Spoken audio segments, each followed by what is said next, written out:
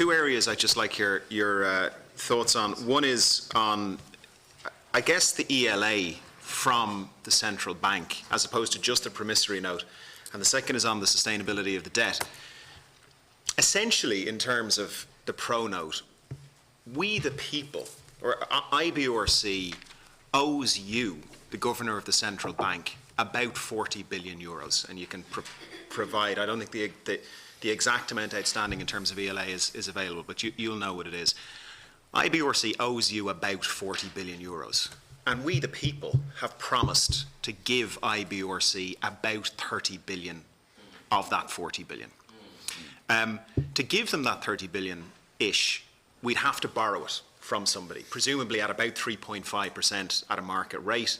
This is a bond which might say, okay, so we can get it at 1.5 instead of 3.5, therefore the gain to the state is hypothetically a 2 percentage point spread over about 30 billion, which would be worth about 600 million a year. The first question is, I understand my numbers will be slightly out, but is that broadly the mechanism of what's happening here? The second issue is the payment of the promissory notes is broadly 3.1 billion a year for 10 years, and then interest rates are sort of moved around on it, which I imagine doesn't reflect the cash needs of IBRC to pay you back the ELA.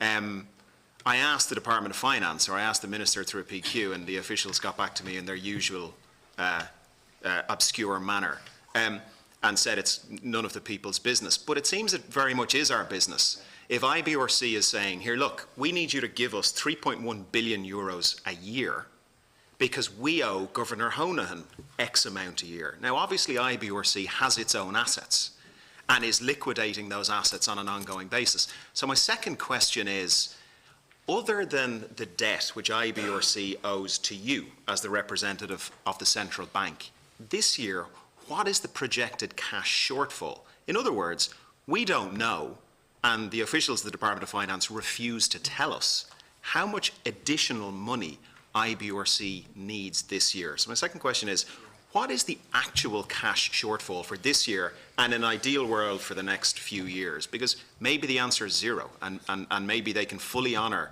their Central Bank of Ireland commitments without us going and borrowing any money or issuing any bonds in the short term. And my third question is around the sustainability of the debt. It's fair to say that the debt is about to reach roughly 120% to GDP, and I accept your point that that is only one metric, though a very important metric. And if you include the NAMA bonds of 30 billion and accept that the property market is still falling, that actually there may be an additional liability on in general government debt on the NAMA bonds, we may be in excess of 120% in real terms. Now, I spoke to one of our MEPs on Friday who said it's becoming quite nauseating in Europe because the Irish keep getting congratulated on being the best boys and girls in class. And the image that it conjured for me was someone holding your head under water and drowning you as they compliment you on your swimming stroke. And I wonder, could you just comment, in your opinion, is the 120% plus, bearing in mind the nuances that you've mentioned, is it still sustainable in your opinion? They're my three questions. Thank you, Chair. So the one that I noted in particular, the question of what is the cash need from IBRC? How much cash do they need? But in fact, this is the objective of the plan, is to eliminate the cash need by postponing it. That's the point. So this is supposed to be a technique for eliminating the cash need. Quick am I right in thinking that Didn't catch that word, cash what? Cash need of IBRC, so that the state will not have to become indebted to external. Maybe I won't go down that road. Yeah. Okay, no, that's fine on that question. Thank you. Yeah.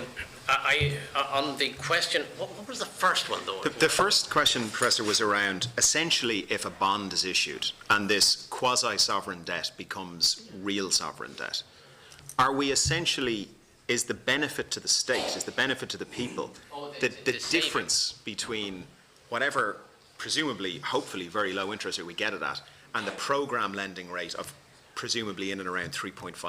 Program, one point I might like to make clear here, that the program funding is there. There's a block of money set out, approved. Soaking up the program funding for this purpose is one, that's probably what most people envisage would happen. But if this can be avoided, the program funding is available to secure and ease the government's re-entry into the markets. So, you know, you can't use it twice. So it's better than you're saying. The debt, look, the debt position, of course, is calculated. It's not a comfortable situation.